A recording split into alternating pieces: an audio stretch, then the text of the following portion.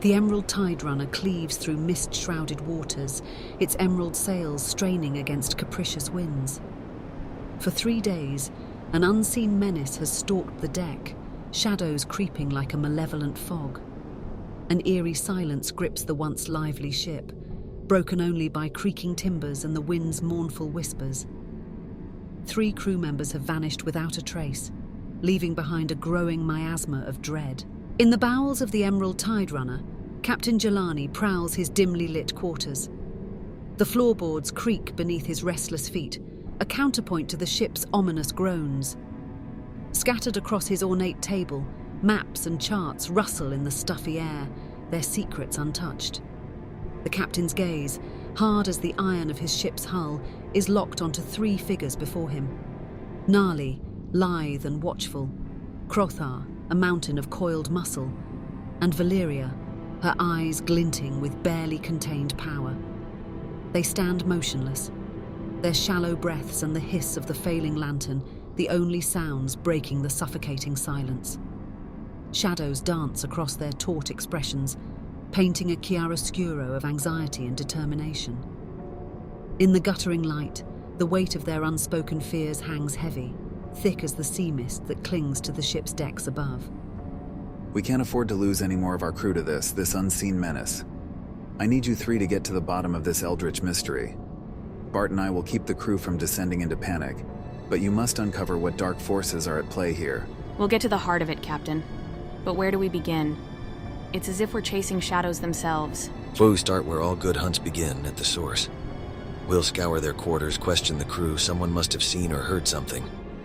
These accursed waters hold many secrets, and by my axe we'll drag them into the light before they drag us into the depths. I'll attune my senses to any magical residue or signs of otherworldly struggle. Whatever foul sorcery is at work here, it won't escape my sight. The veil between worlds is thin on these seas, and I intend to peer beyond it. Jelani's face is etched with resolve. The weight of his crew's fate, of his beloved ship, settles upon the shoulders of these 3 intrepid souls. The creak of a door. Footsteps fade down the passageway. Nali, Crotha, and Valeria creep stealthily through the Emerald Tiderunner's bowels. Timbers groan. Lanterns cast flickering shadows. The air is thick with the stench of salt and damp wood, tinged with fear. They descend deeper. The crew's quarters. A trunk lid squeaks open. A bunk creaks under probing hands. Each sound, each discovery unravels another thread of the sinister tapestry ensnaring the ship. The creak of weathered wood pierces the silence as Nali leans in, her breath catching.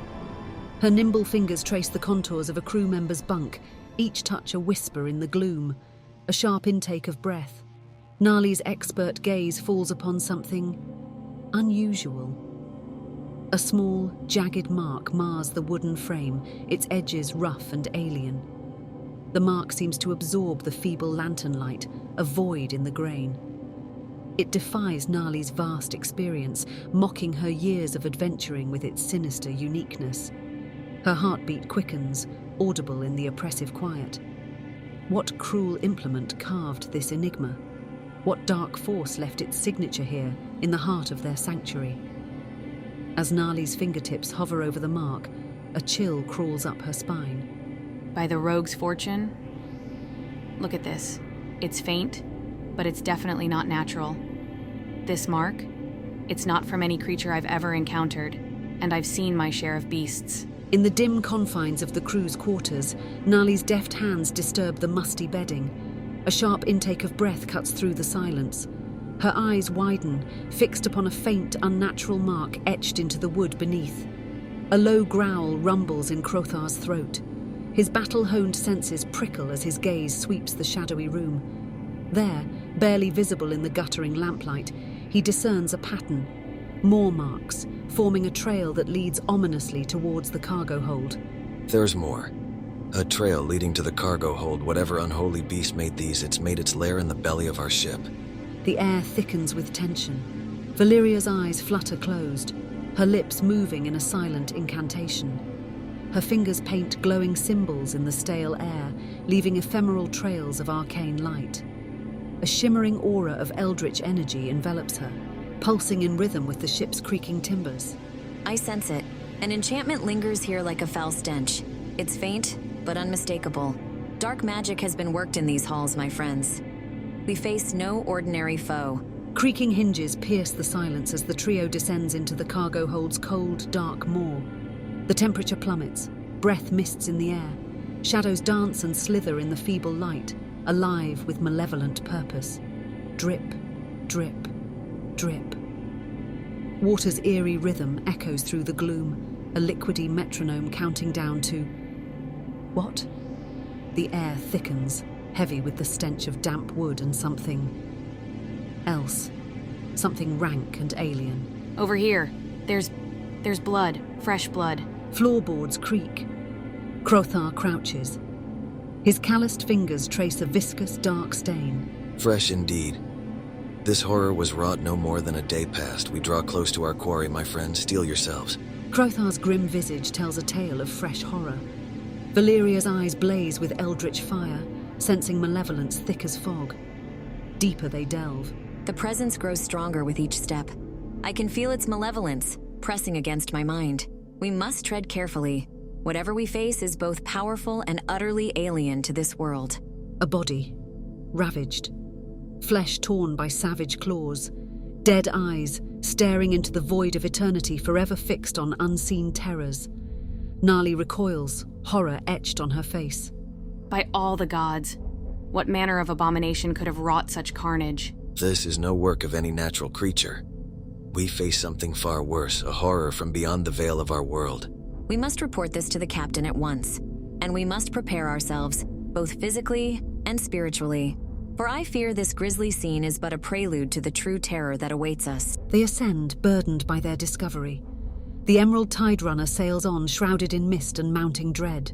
The air in Captain Jelani's quarters is thick with tension, a palpable miasma of fear and uncertainty. The tabaxi stands at the center of the room, his normally fluid movements now rigid with concern.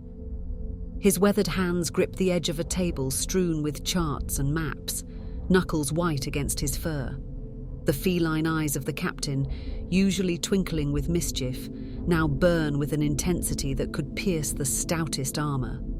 They fix upon the grim faces of his crew, Nali, Crothar, and Valeria, each a picture of barely contained distress.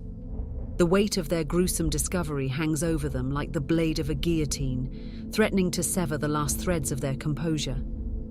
The silence in the room is deafening, broken only by the creaking of the ship and the distant lapping of waves against the hull. You're certain of what you witnessed? The claw marks, the blood? It's as you say?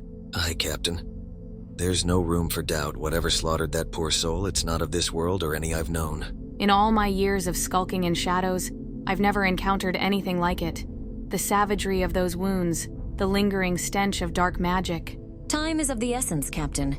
We must act swiftly, before this abomination strikes again.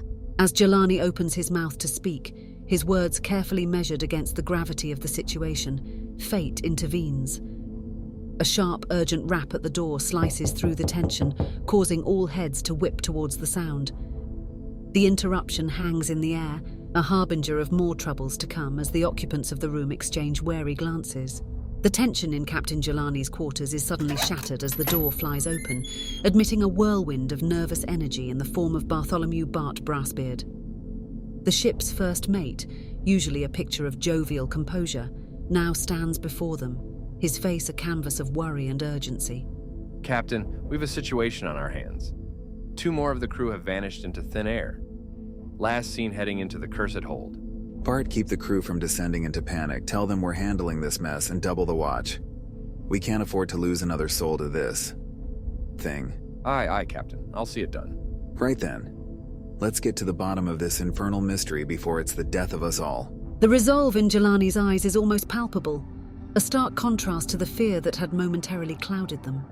The bows of the Emerald Tiderunner yawn before our intrepid crew, a cavernous maw of timber and shadow. The hold stretches out, a labyrinth of crates and barrels that loom like ancient monoliths, their shapes distorted by the fitful light of guttering lanterns. Each flame struggles against the encroaching darkness, casting sickly pools of illumination that serve only to accentuate the gloom. The air hangs heavy, a tangible presence that seems to resist their every movement. It's thick with the familiar sense of their seafaring life, damp wood, salt brine, and the musty odour of long-stored cargo. But beneath these expected aromas lurks something other. A scent that speaks of decay and malevolence, a dark undercurrent that sets nerves on edge and hair standing on end. As the four descend deeper into the ship's innards, the oppressive darkness seems to close in around them, a hungry living thing. Shadows writhe at the periphery of vision, twisting and flickering as if animated by some unseen malevolent force. Jelani, the embodiment of feline grace turned to grim purpose, leads the charge. His hand never strays far from his sword hilt, fingers twitching with readiness. The usually carefree captain now moves with the focused intensity of a predator, every sense alert for the slightest hint of danger. Close on his heels follows Crotha, the Goliath's massive form a looming presence in the confined space. His eyes, accustomed to scanning vast mountain ranges, now ceaselessly sweep the undulating shadows. Each flicker of movement, each play of light and dark, is scrutinized with unwavering vigilance. Bringing up the rear, Nali and Valeria form a formidable rearguard. The Tabaxi rogue's keen senses are stretched to their limits, her lithe form coiled and ready to spring at a moment's notice. Beside her, Valeria's eyes gleam with an inner fire, her arcane senses probing the darkness for any hint of magical energy. The Tabaxi rogue's keen eyes have spotted something amiss, drawing the attention of her companions to a nearby crate. Deep, vicious gouges mar its face, testament to the passage of something decidedly unnatural. Crotha, his massive form a stark contrast to the delicate Tabaxi, kneels beside the crate. His weathered hands trace the marks with a mixture of fascination and revulsion. Same as before, whatever this fiend is, it's no natural beast, it's something other. Into this moment of grim realization steps Valeria, her lithe form almost ethereal in the dim light. The tiefling sorceress raises her hands, slender fingers weaving intricate patterns in the air. Her lips move in a whispered incantation, words of power that seem to distort the very fabric of reality around her. As Valeria works her arcane craft, a palpable change comes over her. Her eyes, usually a window to her fiery nature, now burn with an inner light that seems to pierce the gloom. The magic here, it pulses stronger than before, darker, more hungry. The sorceress's words paint a chilling picture. The magic that permeates this place is growing stronger, darker, more voracious. It's as if the very shadows are alive, hungry for something beyond mortal understanding.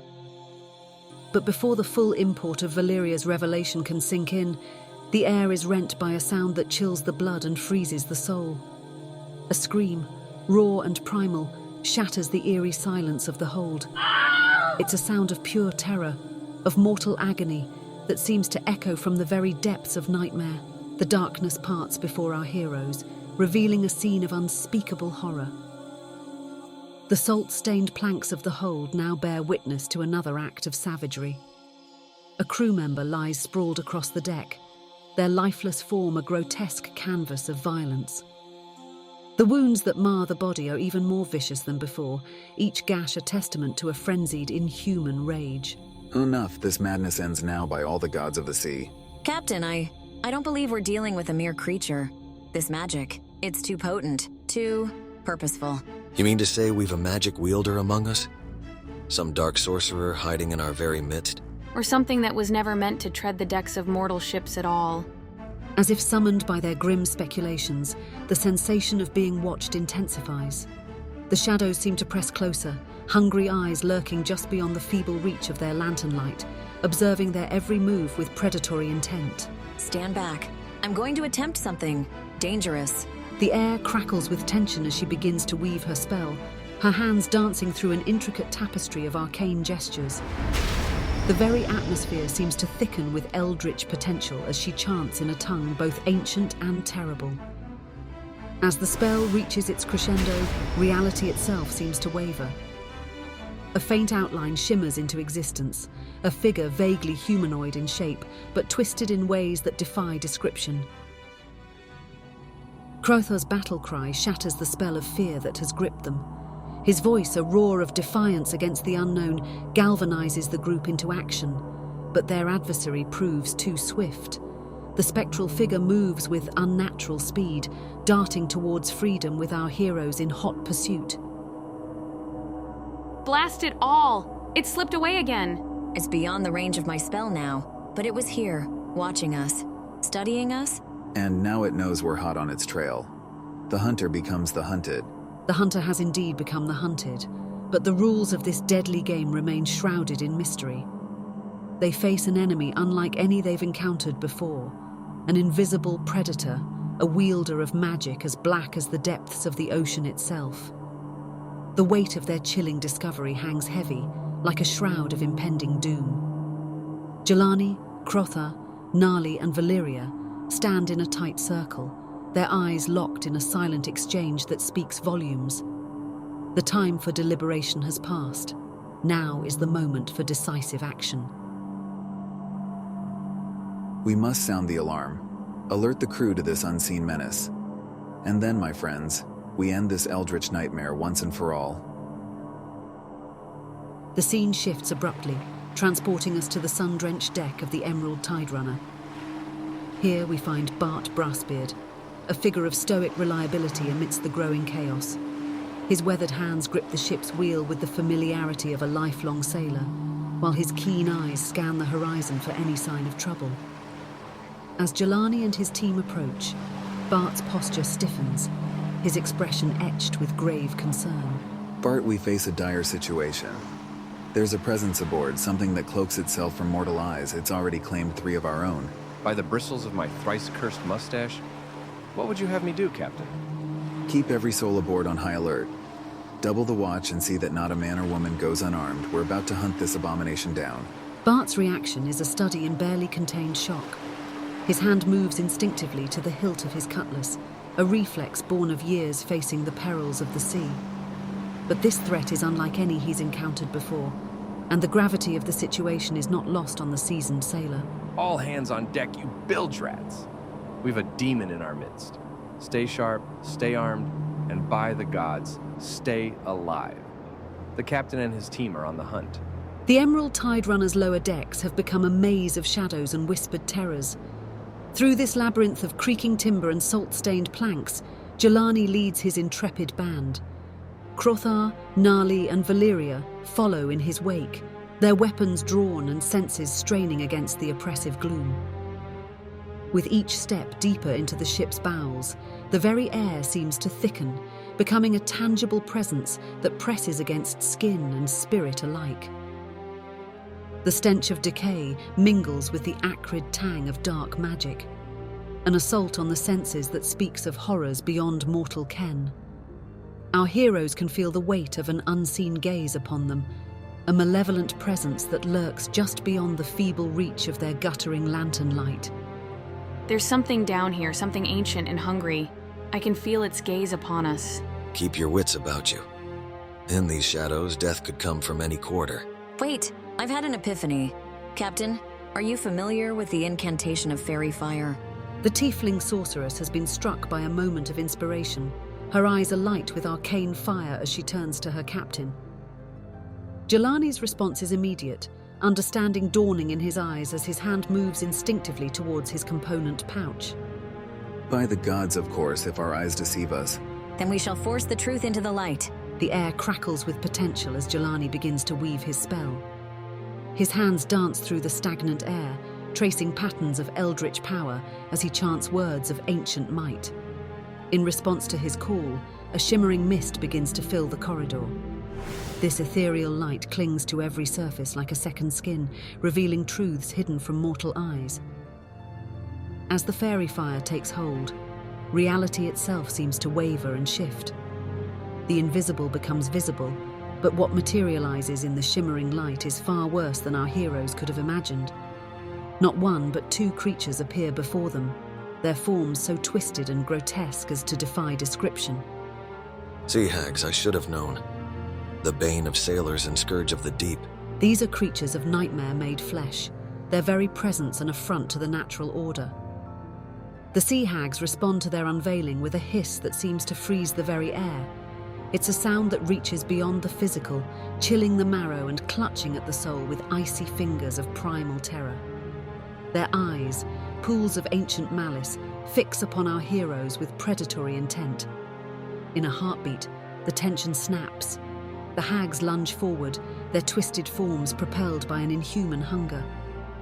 Claws that have torn the lives from countless sailors stretch towards our heroes, eager for fresh prey. The battle for the soul of the Emerald Tiderunner has begun in earnest, and the fate of all aboard hangs in the balance. And so, dear listeners, we leave our intrepid heroes poised on the knife's edge of fate. The grotesque forms of the sea hags loom before them, their twisted claws reaching out with murderous intent. Will Jelani and his valiant crew triumph against these eldritch horrors? Or will the Emerald Tiderunner become a ghost ship, forever lost to the whims of these oceanic nightmares? The answers to these questions and more await you in our next thrilling installment of Down in the Dungeon, Tales of Wizards and Worms. Until then, may your dice roll true and your adventures be grand. This is your Dungeon Master, bidding you farewell for now.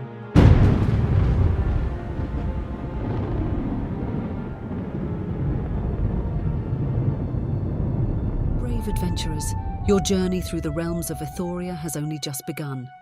The echoes of battle may fade, but the call to adventure rings eternal. Will you answer that call? Will you delve deeper into the mysteries that await, unravel the secrets of the Drake-Tide coast, and face the darkness that threatens to consume all? The choice is yours, hero. Don't miss a single moment of this epic saga. Like this video to fuel the fires of adventure, and subscribe to our channel to ensure your place among the legends of Ethoria. Hit that notification bell, and you'll be the first to know when new episodes drop. Until next time, may your critical hits be many and your fumbles few.